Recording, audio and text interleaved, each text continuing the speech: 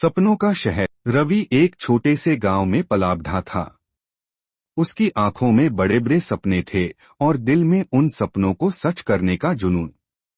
गांव की कच्ची सड़कों पर चलते हुए वह अक्सर आसमान में उड़ते जहाजों को देखता और सोचता, कभी मैं भी उस बड़े शहर जाऊंगा जहां रोशनी कभी बुझती नहीं और हर गली में एक नई कहानी बसती है। आखिरकार पढ़ाई पूरी करने के बाद रवि ने अपना सामान बांधा और निकल पड़ा सपनों के शहर मुंबई की ओर। जब वह पहली बार मुंबई पहुंचा तो उसने देखा वो शहर वैसा ही था जैसा उसने सोचा था, तेज, चमकदार और भीड़ से भरा हुआ। हर इंसान अपनी ही रफ्तार में भाग रहा था, जैसे सबको किसी न किसी मंजिल की जल्दी हो। रवि ने एक छोटे से कमरे में रहना शुरू किया। दिन भर वह नौकरी की तलाश में दर दर भटकता और रात को थकाहारा अपने सपनों को तसल्ली देता कि एक दिन सब ठीक होगा। कई बार उसे असफलता मिली, कभी किसी ने उसका मजाक उड़ाया तो कभी किसी ने उसका हौसला तोड़ने की कोशिश की, लेकिन रवि ने हार नहीं मानी। एक दिन जब रवि थक कर घर लौट रहा था, उसने सड़क किनारे एक बच्ची को देखा जो पुराने कागज के टुकड़ों पर कुछ बना रही थी। उसने पास जाकर देखा तो वह अद्भुत चित्र बना रही थी।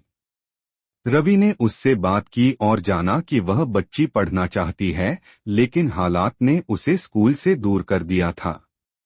उस पल रवि को अपनी राह मिल गई।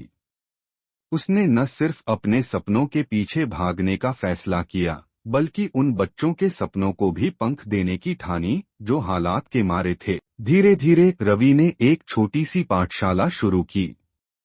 बच्चों को पढ़ाने के साथ साथ वह अपनी नौकरी की तलाश में भी जुटा रहा। कुछ ही समय में उसकी मेहनत रंग लाई और उसे एक बड़ी कंपनी में नौकरी मिल गई। लेकिन उसने अपनी पाठशाला बंद नहीं की। अब वह नौकरी करता और साथ ही बच्चों को पढ़ाने का काम भी जारी रखता। सालों बाद जब रवि एक सफल इंसान बन गया था, उसने मुड़कर देखा तो पाया कि उसका असली सपना सिर्फ अपनी सफलता नहीं था, बल्कि दूसरों के चेहरों पर मुस्कान लाना था। मुंबई ने रवि को सिखाया था कि सपनों का शहर वो नहीं होता जहां सिर्फ अपने सपने पूरे किए जाएं, बल्कि वो होता है जहां दूसरों के सपनों को भी हकीकत बनाने का मौका मिले। और इस तरह रवि ने न केवल अपने बल्कि सैकड़ों बच्चों के सपनों को भी साकार कर दिया। सच में उसने अपने